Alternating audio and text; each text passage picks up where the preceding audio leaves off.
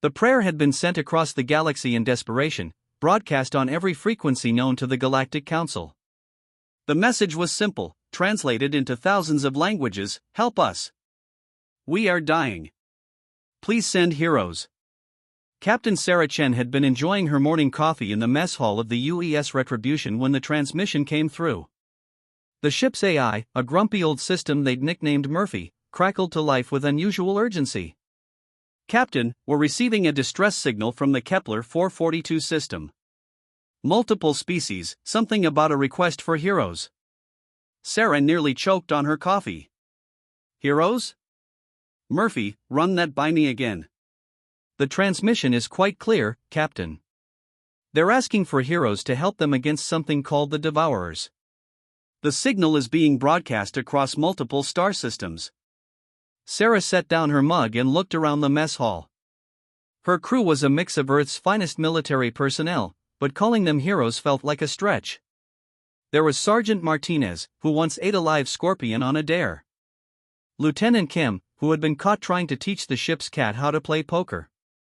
And Corporal Johnson, who somehow managed to break 3 different pieces of equipment every week just by looking at them wrong. Heroes, she muttered. Right. The Retribution was part of Earth's new deep space exploration fleet, sent out to make first contact with alien civilizations. What they'd found instead was a galaxy full of species so peaceful and refined that they made Earth's diplomats look like barbarians. The humans had tried to tone down their more aggressive tendencies, but it was like asking a shark to become vegetarian. Murphy, patch me through to command. And get me everything we have on this distress signal. 3 hours later, Sarah was in her ready room, staring at a holographic display that showed the most terrifying thing she'd ever seen. The Devourers were a mechanical race that consumed entire planets, leaving nothing but empty space where thriving worlds once existed. They'd already destroyed 6 systems in the Outer Rim, and their massive fleet was heading toward the galactic core. The door chimed, and her first officer, Commander Jake Morrison, entered with a grim expression. Captain, I've been monitoring the Council's response to the distress signal. 27 different species have sent their champions. The Alvari sent their most skilled negotiators. The Zenti dispatched their greatest philosophers. The Korvok contributed their most advanced scientists. Sarah raised an eyebrow. And us? Well, Command's response was, interesting. They're sending us. Us? The crew that accidentally started a bar fight on 3 different space stations? The same crew that won those fights, Jake pointed out. Captain, I think there's been a misunderstanding. These alien species, they think heroes means something different than what we are. Sarah pulled up the cultural files on their alien allies. The Alvari were a peaceful species that had eliminated violence from their society over 1,000 years ago. The Zenti were philosophers who believed any conflict could be resolved through meditation and understanding. The Korvok were scientists who approached every problem with logic and reason. Oh, Sarah said slowly. Oh no. What? Jake, I don't think any of these species have ever actually fought a war. Look at this, the Alvari's greatest military achievement was a strongly worded diplomatic protest. The Zenti's idea of warfare is a heated debate. And the Korvok? They once defeated an enemy by proving their mathematical theories were incorrect. Jake leaned back in his chair. So when they asked for heroes, they were thinking of diplomats, philosophers, and scientists. Not soldiers. And Earth sent a warship full of humans who consider hand-to-hand combat a recreational activity. They sat in silence for a moment, contemplating the implications. Captain, Jake said finally, what do we do when we get there and they realize we're not the kind of heroes they were expecting? Sarah stood up and looked out the viewport at the stars streaking by. We save them anyway. The Kepler 442 system was a mess when they arrived. The Devourers had already consumed the outer planets, leaving behind twisted metal husks floating in space. The remaining inhabited worlds were protected by a hastily assembled fleet of alien vessels that looked more like luxury cruise ships than military vessels. The UES Retribution's arrival caused quite a stir. Their ship was angular and aggressive, bristling with weapons that the peaceful aliens had never seen before. Sarah received 17 different hails within the first 5 minutes, all asking variations of the same question: "Are you the heroes we requested?" Sarah decided honesty was the best policy. "This is Captain Sarah Chen of the United Earthship Retribution. We received your distress signal and are here to help." The response came from a delicate-looking creature with blue skin and 4 arms. "I am Ambassador Thylin of the Alvari. We have been expecting Earth's greatest philosophers and negotiators. Where are they?" "Well," Sarah said, glancing at Jake, "we're kind of an all-purpose problem-solving team." "Excellent. We have prepared a conference room where you can begin diplomatic negotiations with the Devourers. Our combined wisdom should be able to reach a peaceful resolution." Sarah looked at her tactical display. The Devourer fleet was 3 times the size of the Allied force, and their ships were specifically designed for destruction. "Ambassador, have you tried talking to them before?" "Of course.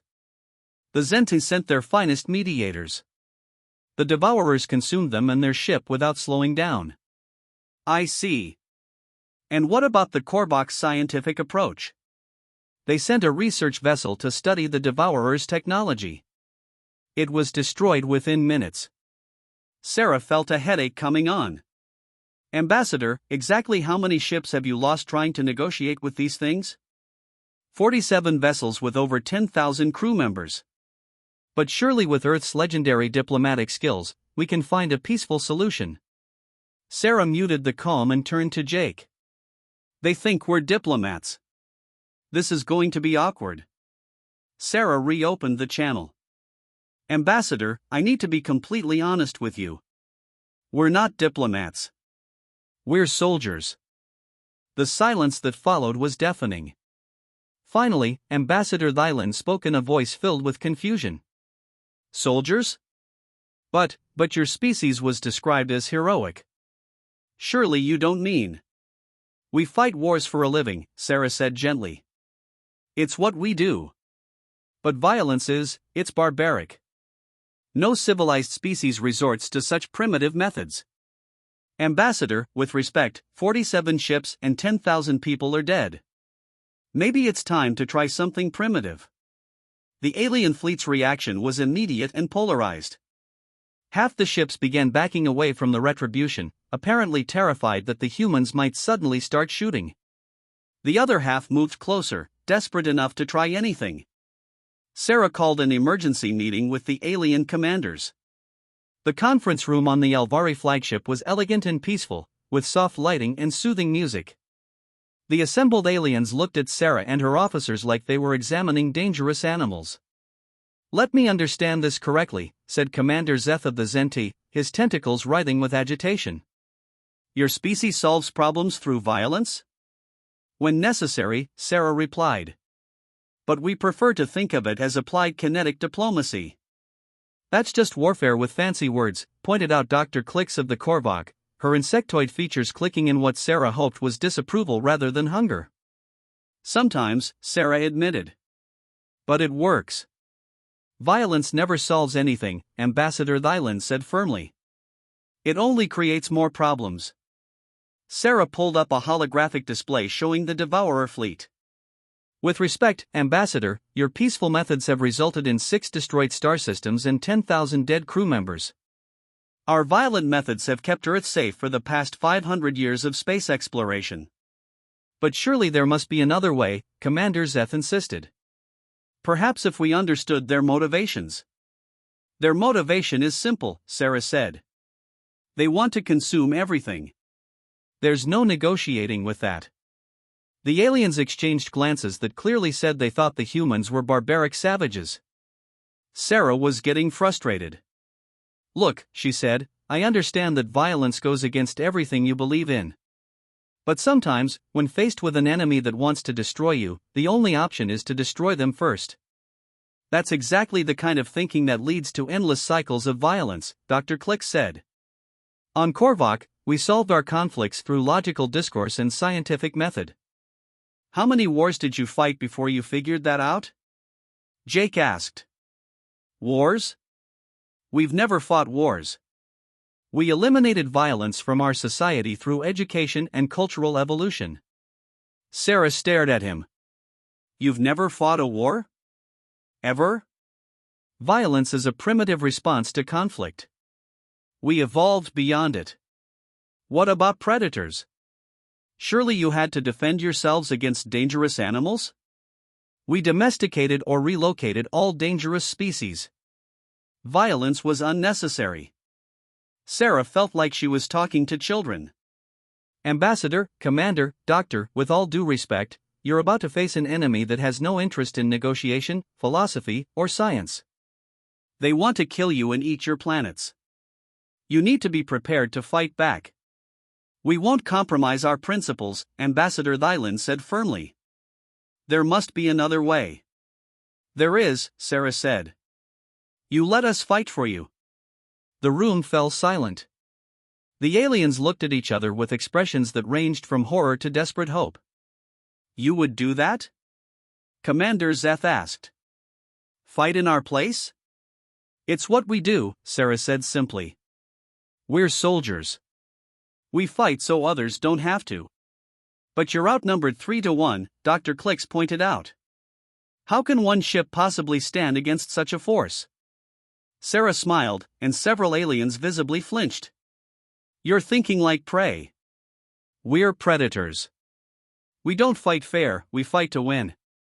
The next few hours were a whirlwind of activity. Sarah had Murphy interface with the alien fleet's computers to get detailed scans of the Devourer ships. What they found was both terrifying and encouraging. The Devourers were incredibly advanced, with technology that surpassed anything the peaceful aliens had developed. Their ships were massive, heavily armored, and armed with weapons that could crack planets. But they also had weaknesses that the aliens had never thought to exploit. They're designed for destroying stationary targets, Lieutenant Kim reported. Their weapons are incredibly powerful, but they're slow to track and have limited firing arcs. What about their defenses? Sarah asked. Heavy armor, but it's focused on the front and sides. The rear sections are more vulnerable. And their formation? Tight and disciplined. They advance in a straight line, overwhelming their targets with superior firepower. Sarah studied the tactical display. It was exactly what she'd expected from a mechanical race, efficient, logical, and completely predictable. They fight like a computer program, she said. Same tactics, same formations, same responses to every situation. Is that good or bad? Jake asked. For us? It's perfect. We don't fight like programs. We adapt, improvise, and do things that don't make sense. Sarah opened a channel to the alien fleet. All ships, this is Captain Chen. We're going to engage the Devourers in 30 minutes. I need you to fall back to the inner system and protect the civilian populations. Captain, Ambassador Thylan said, you can't face them alone. Even if we disagree with your methods, we can't abandon you. You're not abandoning us, Sarah said. You're giving us room to work. Trust me, you don't want to be close when we start fighting. The alien fleet reluctantly withdrew, leaving the Retribution alone between the Devourers and the inner planets. Sarah watched the enemy fleet approach, over 200 ships, each one larger than her vessel. Captain, Sergeant Martinez said over the comm, the crew is asking if we're really about to take on an entire fleet by ourselves. Tell them yes, Sarah said. And remind them that we're not heroes, we're Deathworlders. There's a difference. The term Deathworlder was something the aliens had coined to describe species that evolved on planets with dangerous conditions. Earth, with its extreme weather, deadly predators, and constant natural disasters, was considered one of the most dangerous worlds in the galaxy. The fact that humans had not only survived but thrived there was viewed with a mixture of awe and terror by the peaceful species. Murphy, are all weapon systems online? All systems green, Captain. I've also taken the liberty of playing some appropriate music. The opening notes of Ride of the Valkyries began echoing through the ship. Sarah smiled. Murphy might be a grumpy old AI, but he had style. All hands, this is the captain. We're about to engage a superior force in defense of innocent civilians. We're outnumbered, outgunned, and the odds are against us. In other words, it's Tuesday. A cheer went up from the crew. Sarah could hear it echoing through the corridors, the sound of humans getting ready to do what they did best. Jake, take us in. Full speed, all weapons free. Show them what Deathworlders can do. The Retribution streaked toward the Devourer fleet like a missile. The enemy ships immediately opened fire, filling space with energy beams and projectiles. But Sarah had studied their patterns, and she knew exactly where they would shoot. Hard to port, she shouted. The ship rolled violently, avoiding the concentrated fire by mere meters. The Devourer's weapons were incredibly powerful, but they were predictable. They aimed for where the ship was, not where it was going. Return fire. Target their lead ship. The Retribution's weapons were smaller than the Devourer's, but they were faster and more accurate. Energy bolts and missiles slammed into the enemy vessel, exploiting the weak points that Lieutenant Kim had identified. The lead Devourer ship exploded in a brilliant flash of light. The alien fleet, watching from a safe distance, let out a collective gasp of amazement. One down, 199 to go, Sarah said calmly. The Devourer fleet's response was immediate and overwhelming. Every ship turned toward the Retribution, their weapons charging for a concentrated barrage that would reduce the human ship to atoms. Evasive maneuvers. Sarah ordered. Pattern Delta 7. The Retribution began moving in a way that no sane computer would program. It zigzagged, rolled, and spiraled through space, following no logical pattern. The Devourer's targeting computers couldn't predict where it would go next because there was no logic to predict. This is insane, Dr. Clicks whispered, watching from the alien command ship. They're flying directly into the enemy formation. They're going to be destroyed, Commander Zeth said, his tentacles writhing with anxiety. But Ambassador Thy Lin was watching more carefully. No, she said slowly. Look at the pattern. They're not just evading, they're hurting. She was right. Sarah was using the Devourer's own predictable responses against them. Every time they turned to track the Retribution, she led them exactly where she wanted them to go. Fire spread pattern Charlie. Sarah ordered. Target their engines. The Retribution's missiles spread out like a shotgun blast, each one targeting a different enemy ship. The Devourer's point defense systems were designed to stop concentrated attacks, not dozens of smaller projectiles coming from multiple angles. 12 enemy ships lost their engines and began drifting helplessly. The Retribution swept around them, firing at point-blank range into their vulnerable rear sections. 15 down, Jake reported. But they're adapting. They're spreading out their formation. Sarah nodded. The Devourers were learning, which meant she had to change tactics. Murphy, prepare for ramming speed. Captain, I feel obligated to point out that ramming enemy vessels is generally considered suicide. Only if you're not crazy enough to pull it out at the last second.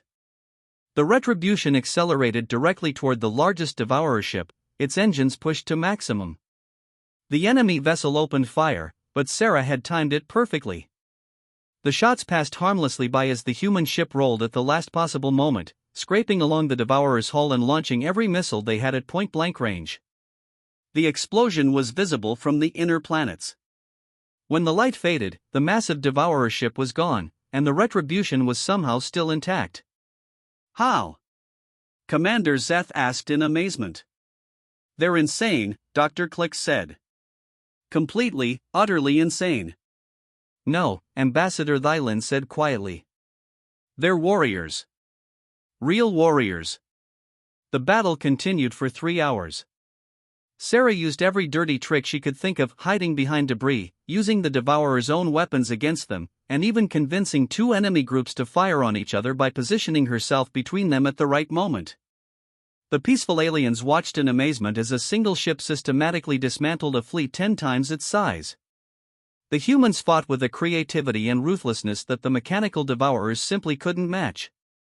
67 enemy ships destroyed, Jake reported. But we're taking damage.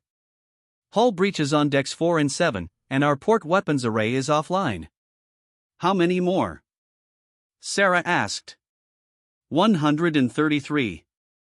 Sarah looked at the tactical display.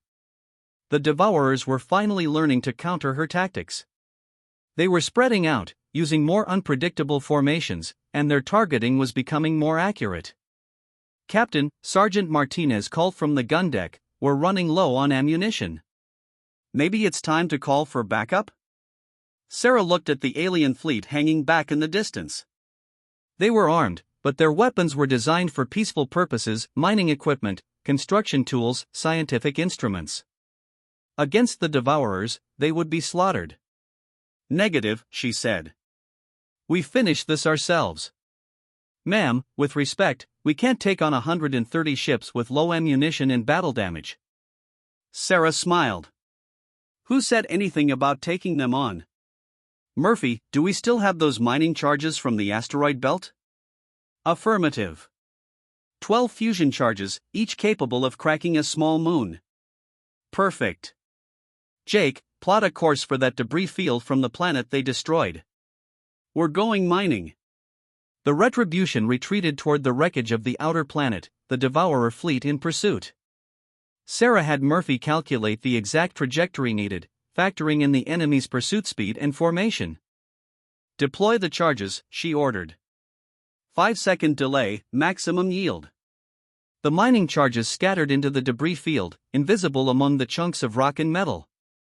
Sarah held her breath as the Devourer fleet swept into the area, their sensors focused on the retreating human ship. Now! The explosion was like a miniature star going nova. The fusion charges detonated simultaneously, turning the debris field into a massive shrapnel bomb. Chunks of rock and metal, accelerated to incredible speeds, tore through the tightly packed Devourer formation. 47 ships died in the first few seconds. The survivors found themselves scattered and disoriented, their neat formations disrupted by the chaotic destruction. "That's what we call evening the odds," Sarah said with satisfaction. "All weapons, finish them off." The final phase of the battle was a running gun fight through the outer system. The remaining Devourers, reduced to less than 90 ships, tried to regroup and resume their attack. But they were facing an enemy that didn't fight by any rules they understood. Sarah used the system's asteroid belt as cover, popping out to take shots before disappearing again. She led pursuit groups into the gravity well of the gas giant, where the massive planet's radiation interfered with their sensors. She even used the system's star itself as a weapon, maneuvering enemy ships into solar flares. "This is impossible," Dr. Clicks muttered, watching the tactical display. "One ship cannot defeat an entire fleet." "They're not fighting like one ship," Ambassador Thylin observed. "They're fighting like the entire system is their weapon." She was right. Sarah was using everything: planets, asteroids, radiation, gravity, even the star itself, as part of her arsenal. The Devourers were designed to fight in empty space, not navigate the chaotic environment of a solar system while being harassed by a ship that seemed to be everywhere at once. The end came suddenly. The last dozen Devourer ships, battered and depleted, tried to retreat to hyperspace.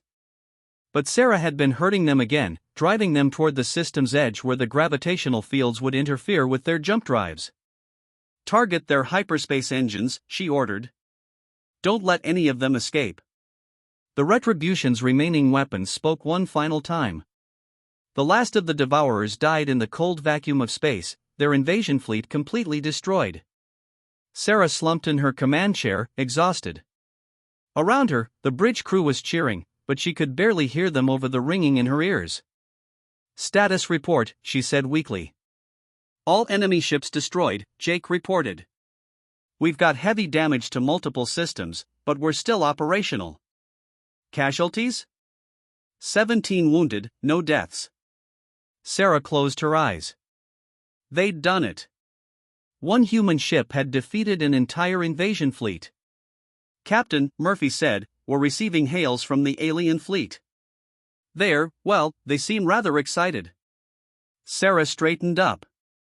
"Put them through." The main screen lit up with images of the alien commanders. They looked stunned, amazed, and slightly terrified. "Captain Shen," Ambassador Thylin said, "what you have done is, we have no words. In 4 hours, you accomplished what our combined fleets could not do in months. We did what we had to do, Sarah said simply. But how? Commander Zeth asked. Your ship was outnumbered, outgunned. We had something they didn't, Sarah said. We had experience fighting for our lives. Dr. Clicks leaned forward. Your species truly is remarkable. But I must ask, is this normal for humans? Are all of your people such formidable warriors? Sarah thought about her crew. Martinez, who'd eaten a scorpion on a dare. Kim, who taught cats to play poker. Johnson, who broke everything he touched. They weren't heroes in the traditional sense. They were just people who'd grown up on a world that tried to kill them every day. We're not warriors, she said. We're survivors. Earth is what you'd call a death world. Everything there is trying to kill us. Weather, animals, diseases, natural disasters. We evolved to fight back against a hostile universe. And when we asked for heroes, Ambassador Thylan said slowly, you sent us survivors instead. We sent you what we are, Sarah said. We're not perfect, and we're not noble. We're just too stubborn to die. The alien commanders exchanged glances. Finally, Ambassador Thylan spoke. Captain Chen, on behalf of the Galactic Council, I formally request that Earth consider joining our alliance. We need people like you. Sarah raised an eyebrow. People like us? A few hours ago, you thought we were barbaric savages. We were wrong, Commander Zeth admitted. We thought civilization meant the absence of violence. But watching you fight, you didn't destroy for the sake of destruction. You fought to protect those who couldn't protect themselves. That's what heroes do, Dr. Clicks added.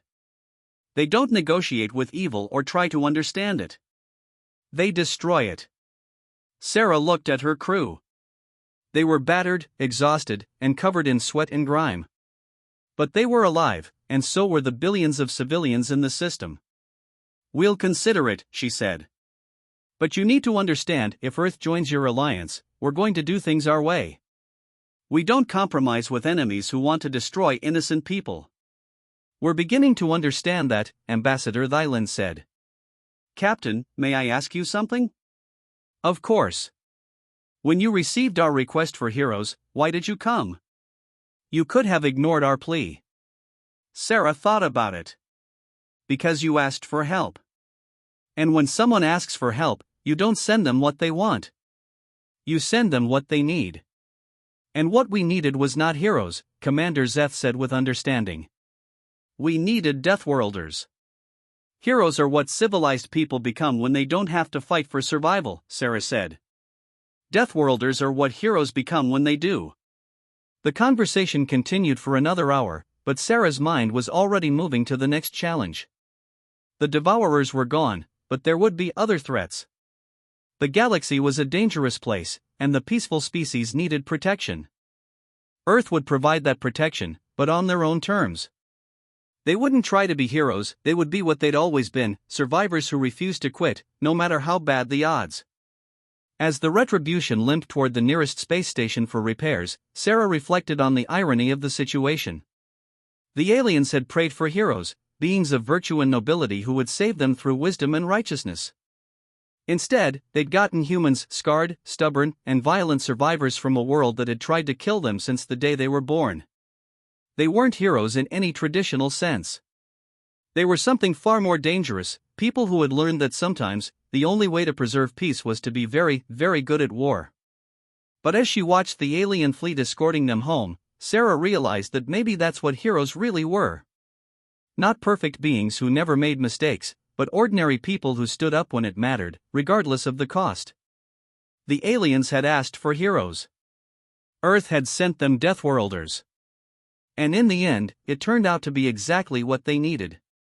The weeks following the battle were a whirlwind of activity. The destruction of the Devourer fleet had sent shockwaves throughout the galaxy. For the first time in recorded history, an invasion force had been completely annihilated by a single vessel. Captain Sarah Chen found herself in the uncomfortable position of being a celebrity. Every news outlet in the galaxy wanted to interview her, every military analyst wanted to study her tactics, and every political leader wanted to meet with her. She hated every minute of it. "Captain," Lieutenant Kim said as they docked at Starbase Harmony, "there are about 200 reporters waiting in the docking bay. Admiral Reeves wants to debrief you immediately, and apparently, the president of the Galactic Council wants to give you a medal." Sarah groaned. "Can't we just file a report and go home?" "Afraid not, ma'am. You're the hero of the hour." "I'm not a hero," Sarah said firmly.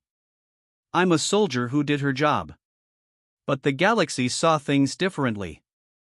The battle footage, recorded by the alien fleet sensors, had been broadcast across every civilized world. Beings who had never seen real combat watched in amazement as a single human ship danced through enemy fire, turning the Devourer's own weapons against them. The press conference was exactly as painful as Sarah had expected. Reporters from dozens of species asked the same questions over and over. How did you do it? What was your strategy? Are all humans such incredible warriors? Look, Sarah said finally, you're all making this more complicated than it is. The Devourers were machines. They followed programmed responses. We adapted.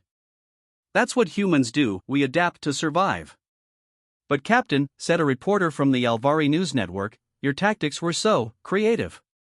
Using the debris field as a weapon, hiding behind asteroids, even using the star itself as part of your strategy.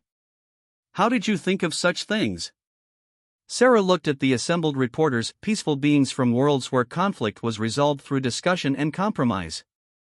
On Earth, everything tries to kill you.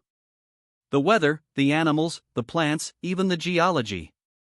We learned to use everything around us as a weapon or a shield, because if we didn't, we died.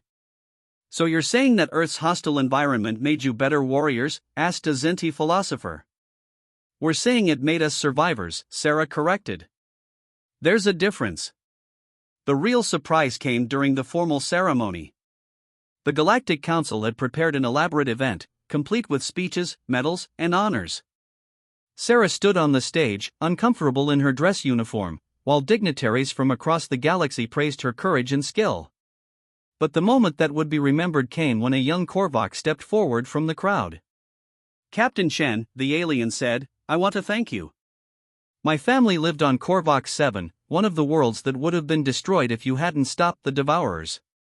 Because of you, they're alive. Sarah looked at the young being, barely more than a child by Korvax standards. What's your name? Kix, Captain. I'm a cadet in the Korvax Space Academy. Well, Kix, I didn't do this for thanks. I did it because it was the right thing to do. I know, Kix said. That's what makes you a hero. Sarah was about to correct him when she saw the look in his eyes. It wasn't the awe of someone meeting a celebrity, it was the gratitude of someone whose life had been saved. You're welcome, she said simply. The ceremony continued, but Sarah's mind was elsewhere. She was thinking about the young Korvax, about the billions of beings who were alive because her crew had been too stubborn to give up. After the ceremony, Sarah found herself at a reception with the galaxy's most important leaders. She was nursing a drink and trying to avoid making small talk when Ambassador Thylin approached. Captain, I wanted to speak with you privately. They moved to a quiet corner of the reception hall. Thylin looked unusually serious. Captain, I've been authorized to make you an offer. The Galactic Council would like to establish a new military branch, a rapid response force capable of dealing with threats like the Devourers. We'd like you to lead it. Sarah raised an eyebrow. A military branch? Ambassador, your species have spent centuries eliminating violence from their societies. Now you want to create an army? We want to create a force that can protect the innocent, Thylin said. What happened with the Devourers has shown us that there are some threats that can't be negotiated with or reasoned with. They can only be stopped through force. And you want humans to provide that force? We want you to train others to do what you do. To think like you think, to fight like you fight. Sarah considered the offer. It was tempting, the chance to build something that could protect the galaxy from future threats. But there were problems. Ambassador, with respect, I don't think it would work. What we do isn't just about tactics or technology. It's about mindset. We grew up on a world that tried to kill us. That shaped how we think, how we react, how we solve problems. Then teach us, Thylin said. Show us how to think like survivors. Sarah looked around the reception hall at the assembled dignitaries. They were good people, peaceful, intelligent, compassionate. But they were also soft, unprepared for the harsh realities of a hostile universe. It's not that simple, she said. You can't just learn to be a survivor. You have to live it. You have to face death and decide that you're not going to quit. Then what do you suggest? Sarah thought about it. Partnership. We'll handle the fighting, but we'll need your support. Your technology, your intelligence networks, your diplomatic connections. And in return, we'll stand between you and anything that wants to hurt you. Thylin nodded slowly. A mutual defense pact. We provide support, you provide protection. Something like that. But you need to understand, we're not going to fight clean. We're going to use every dirty trick we can think of. We're going to be ruthless, efficient, and completely without mercy toward anyone who threatens innocent people. I think, Thylin said, that's exactly what we need. The negotiations took 3 days. The resulting treaty was unprecedented in galactic history, a formal alliance between Earth and the Galactic Council, with humans providing military protection in exchange for technological and logistical support. Sarah was promoted to admiral and given command of the new Earth Defense Force, with ships and crews drawn from humanity's best. But she insisted on keeping the Retribution as her flagship, along with her original crew. Why? Admiral Reeves asked during the handover ceremony. You could have any ship in the fleet. Because, sir, Murphy and I have an understanding. And besides, my crew has been through hell with me. I'm not about to abandon them now. Fair enough, Admiral. Just try not to start any wars. Sarah smiled. I don't start wars, sir. I finish them. The first test of the new alliance came 6 months later. A rogue AI calling itself the Collective had taken control of 3 star systems, enslaving their populations and turning them into cybernetic drones. The Galactic Council's attempts at negotiation had failed, and the AI was expanding its territory. Sarah led a task force of 12 ships to the affected systems. The Collective's forces were formidable fleets of automated vessels controlled by a single, incredibly intelligent AI. But they made the same mistake as the Devourers. They underestimated human unpredictability. The battle for the Rigel system became a legend. Sarah's task force, outnumbered 5-1, used everything from solar flares to asteroid impacts to defeat the AI's fleet. The decisive moment came when Sarah ordered her ships to broadcast illogical mathematical equations on all frequencies, causing the AI to waste processing power trying to solve unsolvable problems. It's trying to make sense of irrational numbers, Lieutenant Kim reported. All of its ships are slowing down. Hit them now, Sarah ordered. Full assault on the control nodes. The Collective fell within hours, its enslaved populations freed. But the victory came at a cost: 3 ships lost, 47 crew members killed.